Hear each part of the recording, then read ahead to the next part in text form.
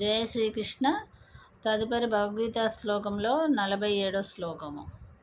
సంజయ్ ఉవాచ ఏవముక్తార్జునః సంఖ్యే రథోపస్థ ఉపావిశత్ విసృజ్య శరం చాపం శోకసన్విఘ్నమానసః.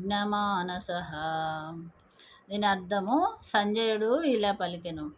అర్జునుడు ఈ విధముగా పలికి శోక సంవిఘ్న మానసుడై, అంటే ఎంతో బాధతో, యుద్ధభూమి యందు ధనుర్బాణములు అన్నీ కింద పడవేసి ఆ రథము యొక్క వెనక భాగమునకు వెళ్ళి చతికిలబడిపోయాడని అర్థం.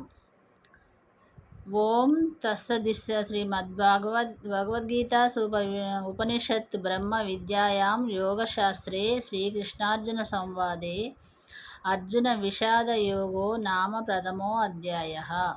ఇది ప్రథమ అధ్యాయము ఈ రోజుతో ముగిసింది.